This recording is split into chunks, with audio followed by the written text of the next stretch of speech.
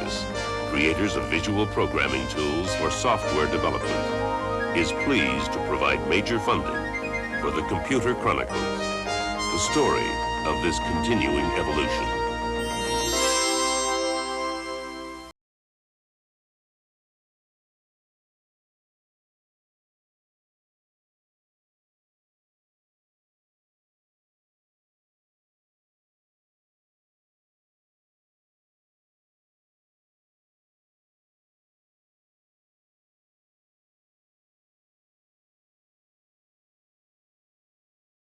Agility, intelligence, if you will.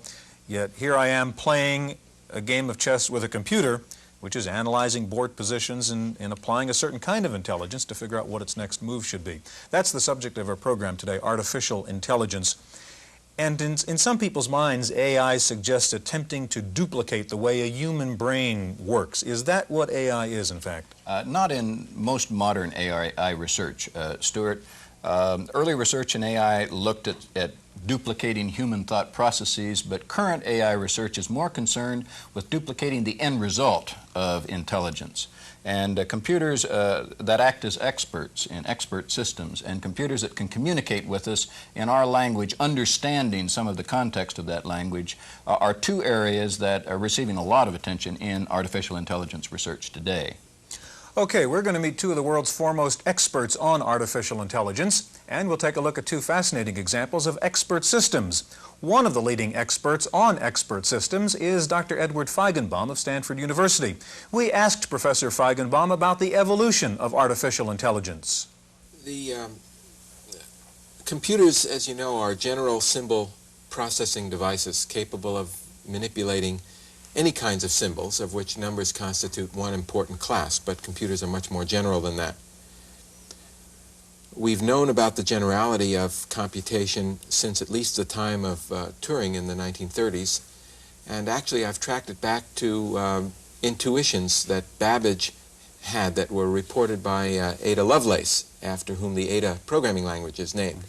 In 1842, Ada Lovelace wrote that the analytical engine of Babbage's constituted the link between the mechanical world and the world of the most abstract concepts. That currently, in the modern terminology, is called the physical symbol system hypothesis and is the basis for artificial intelligence work. In artificial intelligence as a science, we talk about the use of computers to process symbolic knowledge using logical inference methods, symbolic inference methods. In other words, we're talking about inference and not calculation in the traditional sense. We're talking about knowledge and not numbers in the traditional sense. A current application of inferential knowledge engineering is in the field of expert systems. Programs like this Oil Exploration Advisor. Developed to assist drilling rigs in remote areas, the program behaves much like a qualified specialist. It asks questions of its user and then gives advice on how to avoid or correct accidents so common in drilling operations. If at some point in the line of questioning the user becomes confused by the query, he can ask the program to explain itself, simply by entering why. The advisor responds with a specific source behind the question and explains its reasoning up to that point. The symbolic processing behind the human-like talents of this program have found applications in a broad range of fields, from medicine to robotics. Perhaps the most difficult area for AI to master has been natural language, a talent that results in very friendly computers, but that requires enormous processing capacity. The ambiguities of syntax and context have restricted present systems to very limited applications. A simple geographic question, depending on the phrasing, can lead to multiple interpretations. The program will determine the question's most likely meaning only after an exhaustive deconstruction of the sentence, and might even reject an unusual phrasing of the same query. In a parallel development, investing AI programs with linguistic ability has led to an interactive study of graphic communication. In this experiment, the visual dynamics of communication form the foundation for a linguistic expert advisor capable not only of discerning visual patterns, but also acting as a kind of tutor. One interactive application has given persons without normal speech the ability to adapt or construct alternative symbolic languages, a remarkable instance of using a computer program's intelligence to help interpret human intelligence.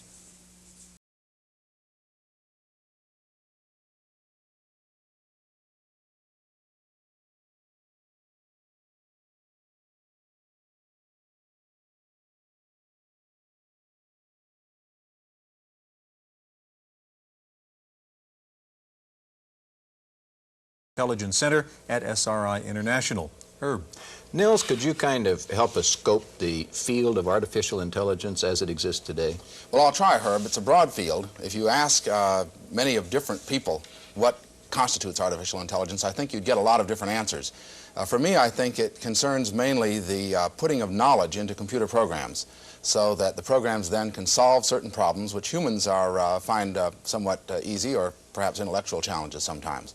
And the knowledge that one puts in is knowledge that's represented in a particular sort of way. So the idea is that it's just not smarter programs that do artificial intelligence programming. It is some difference in techniques that they use relative to what ordinary programmers Well, do. there's a part of computer science that artificial intelligence is concerned with that does, in fact, involve a certain body of techniques that are a little different, perhaps, than what goes on in the rest of computer science. Jeffrey, Niels is involved in the research end of AI, and you're involved in some of the applications. Are we at the point today where we can apply AI? Absolutely, Stuart. In what ways? Well, I feel that artificial intelligence, and specifically expert systems or knowledge-based systems, now are applicable any place that specialized knowledge is used routinely to reach decisions, troubleshooting strategies, diagnoses, those areas. So I kind of think of it as something where we've reached a watershed where it is no longer very expensive or very difficult for individuals with no technical background to build systems and apply them usefully.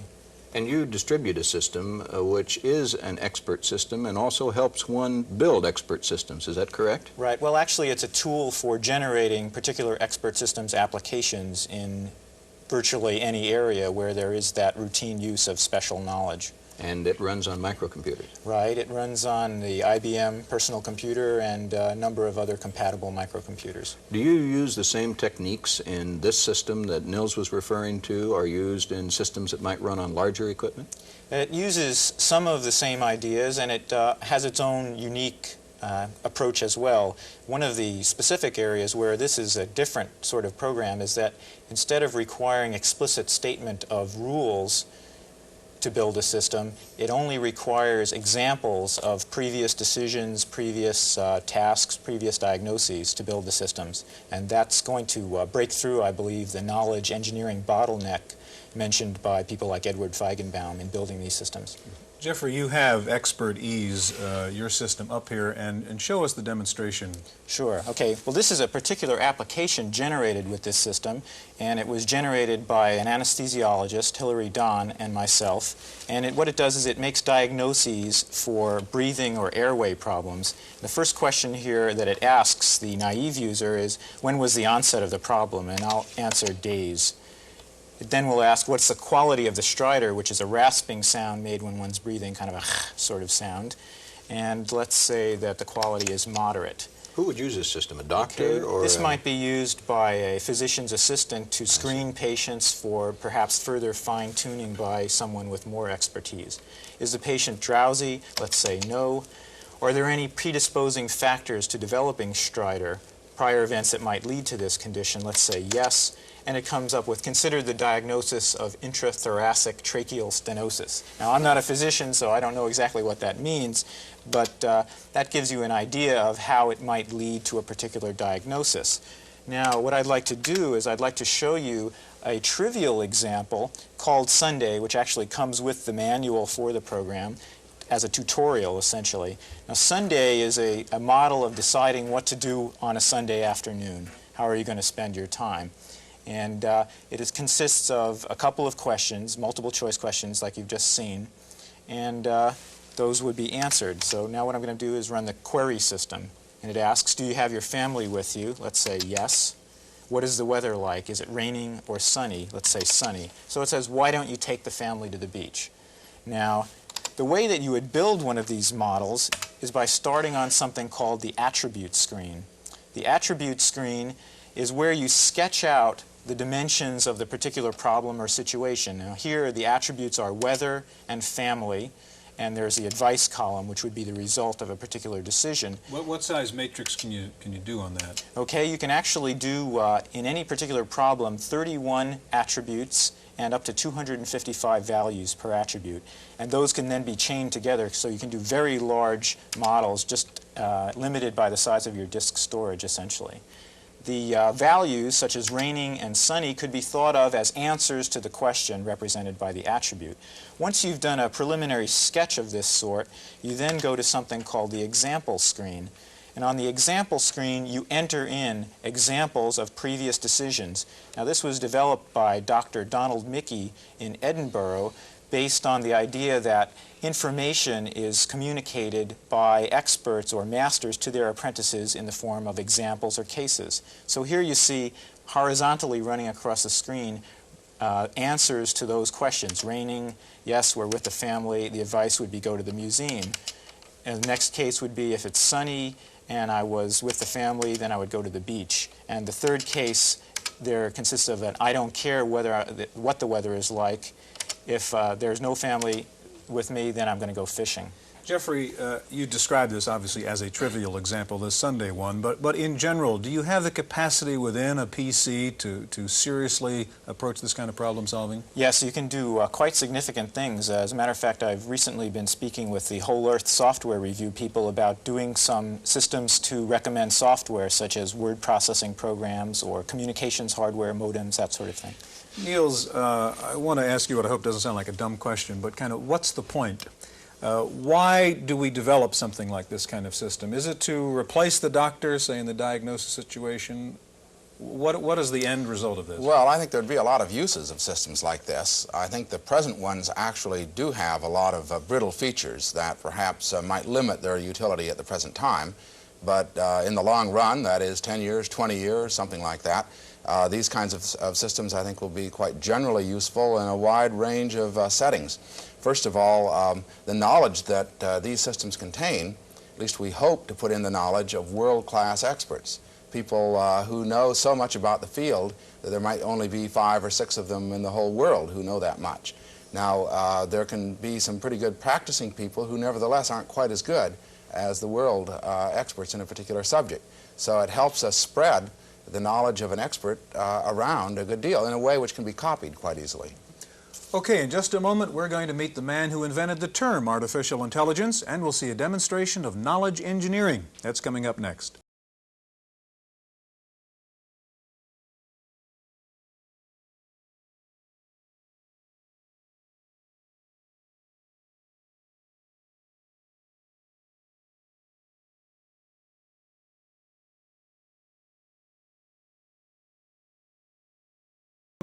You've got a complex system here. First of all, tell me how this would be different from the system we saw in the first part of the program. Well, one way is that it's different is that we can develop a graphics environment which connects to the underlying knowledge bases so that the user really is just fooling around with meters and valves and objects that they're used to. Here, for example, if we look at this levelometer, we can just point to it. Before you get to that, what's the environment we're looking at here? Oh, this is the key system, the knowledge engineering environment, and we have knowledge bases hooked up to a control panel right here at the moment, and it's just a little example to show you how we can hear a control panel of what? This could be a control panel, say, to a nuclear reactor, okay, or to an instrument, or any other kind of operational device that you would want to work with. And here, for example, we're just changing the value of a meter, and notice that it's generating a strip chart showing the time course behavior.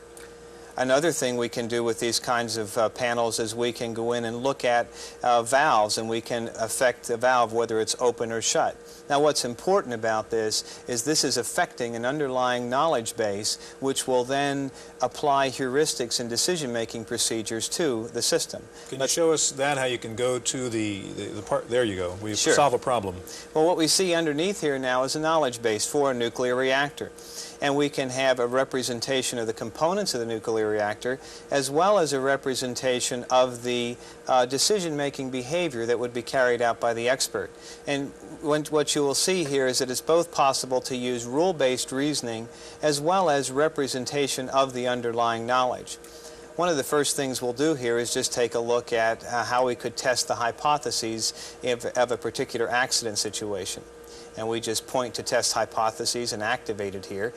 And what we see the system doing is going through a decision-making process where it's accessing the underlying knowledge base, looking at the various states of the components. And by the way, the states of these particular components can be accessed directly into the instrument or into the nuclear reactor. Now you can actually interrogate the system and ask it what course of logic is it following. Is that correct? That's right. Right now it's come up and asked the operator a question. Is it true that the steam generator level is decreasing? So we can say, why is this being asked?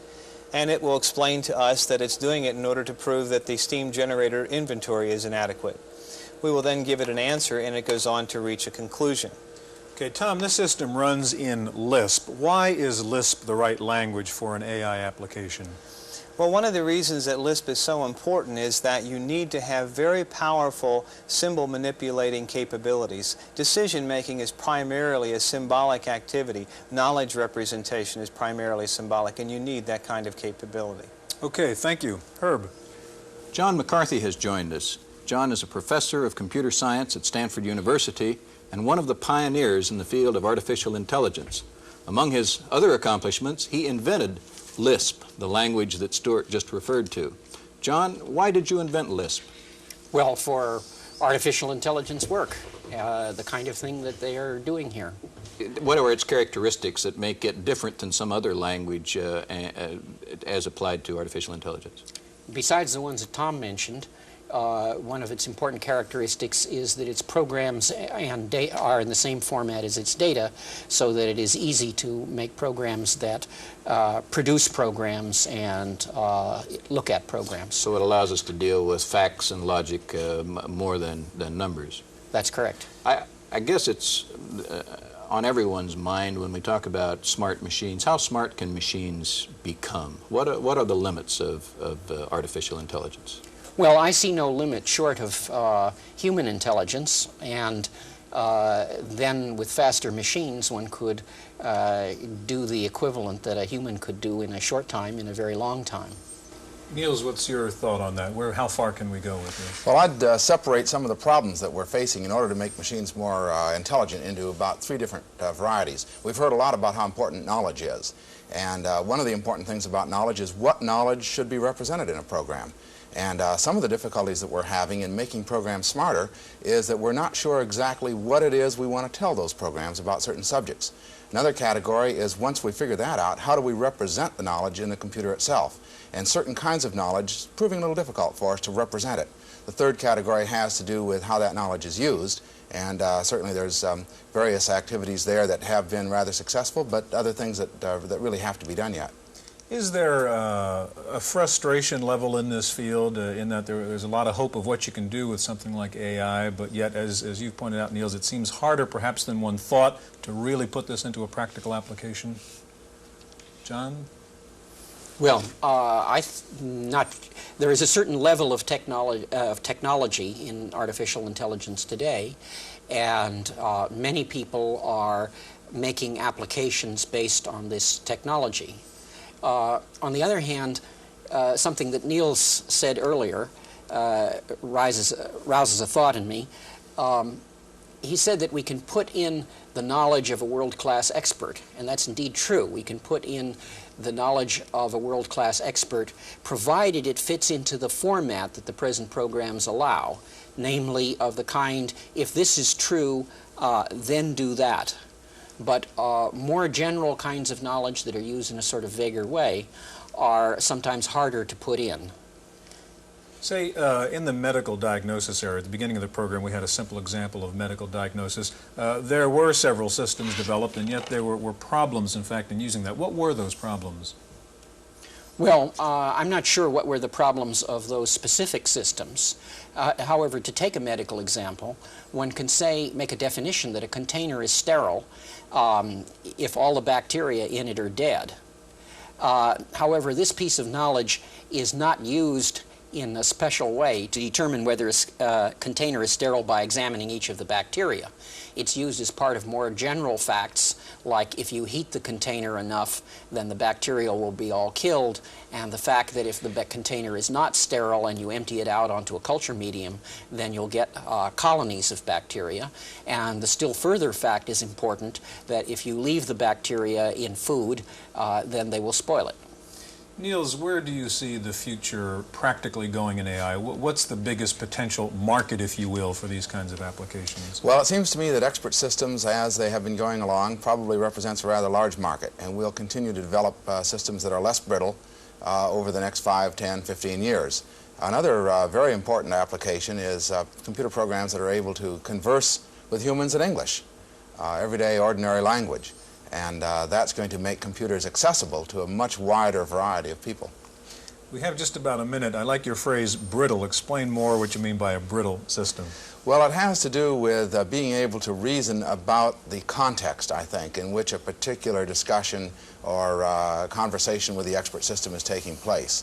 If the information that's needed to reach a certain conclusion is there and is there explicitly, then the system is usually able to come up with some reasonable answer. If it has to have what you might call common sense knowledge, knowledge that all of us learn by the time we're 10 or 15, then it has a good deal more difficulty and, in matter of fact, fails in many of those cases. So, ironically, common sense is the most difficult thing. There's very few people who are willing to pay for putting common sense knowledge into a computer, whereas it is interesting and commercially important to put knowledge about a nuclear reactor into a computer.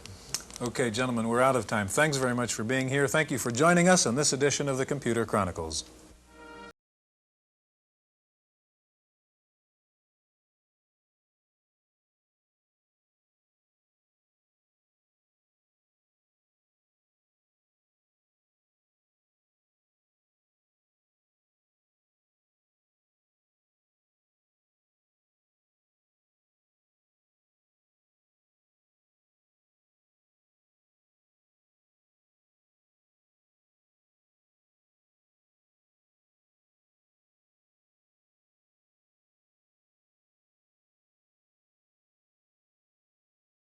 Creators of visual programming tools for software development, is pleased to provide major funding for the Computer Chronicles, the story of this continuing evolution.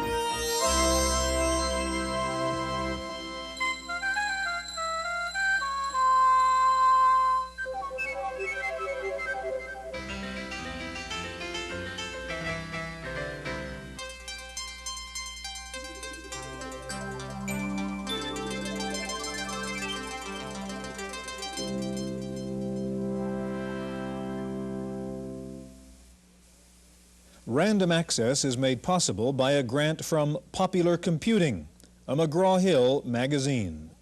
I'm Susan Bimba, sitting in for Stuart Chaffee. In the random access file this week, the Commerce Department has made a move to stop the export of technology to countries allied with the Soviet Union, hitting the Digital Equipment Corporation with tough new restrictions on its exporting practices. Now DEC has to get individual export licenses for each sophisticated computer it ships to West Germany, Austria, or Norway. Government officials say in these countries, computers can be easily diverted to the Eastern Bloc countries. Several months ago, one of DEC's computers was intercepted en route to the Soviet Union, but the company was found to be blameless in the incident. Despite a strong lobby by the high-tech industry, President Reagan has given the Pentagon power to advise the Commerce Department on computer and high-tech exports to all foreign countries. The Pentagon already had the right to advise about applications for exports to communist countries. The Pentagon feels its input would help cut down on the number of computers that get diverted from non-communist countries to communist ones. The National Semiconductor Corporation could be banned from making chips for government projects. Early this month, the company admitted that over a 3-year period, it inadequately tested chips that were used on many military projects. Now the Defense Logistic Agency is investigating National Semi, trying to find out exactly who's responsible for lying to the government about the testing. Despite these problems, National Semiconductor is reporting a profit of $15.4 million for the quarter ending March 4th. IBM is reporting big demand for its little computers. The company says this year its shipments of the PC will be triple what it was last year. It's estimated that IBM will ship more than 2 million of its PCs, PC Juniors, and other desktop IBM computers combined. And now that IBM is making its own portable computer, it looks as if Compaq, a maker of IBM-compatible portables, will be lowering its prices. So far, no date has been given for the price cut, but industry insiders say it will probably be around the beginning of April. Right now, the Compaq portable sells for $2,995. That's $200 more than the IBM portable. With a projected $500 cut, the Compaq will sell for $300 less than the IBM portable. Atari Incorporated is making cuts, but it will be employee cuts. The video game maker says it plans to lay off about 300 workers. At the same time, an Atari spokesman says there are plans to expand the sales and engineering staffs by about 100. Last year, the company lost over $500 million, laid off more than 2,000 of its Bay Area workers, and moved part of its operation to Taiwan and Hong Kong. Well, last week we told you the Japanese Trade Ministry may introduce a bill that would reduce protection of U.S. software in Japan.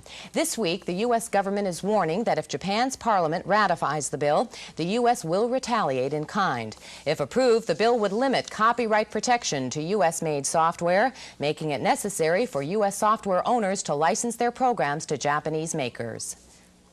Well, a little closer to home, our software reviewer, Paul Schindler, has some information for blackjack buffs who don't have money to burn.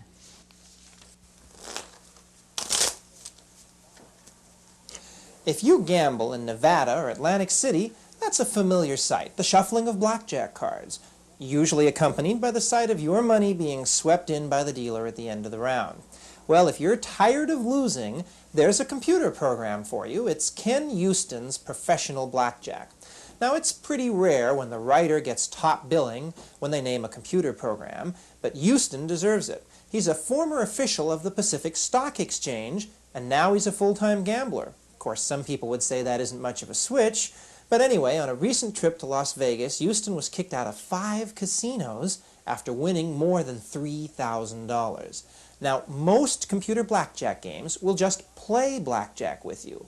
But the Whole Earth Software Catalog and Review says Houston's Professional Blackjack will teach you how to play the game and win using various point counting methods.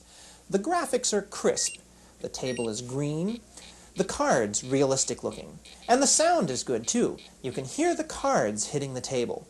Another use of sound, the program advises you on betting and card play, and it beeps at you when you goof. Ken Houston's Professional Blackjack is $70 from Screenplay in Chapel Hill, North Carolina. For Random Access, I'm Paul Schindler.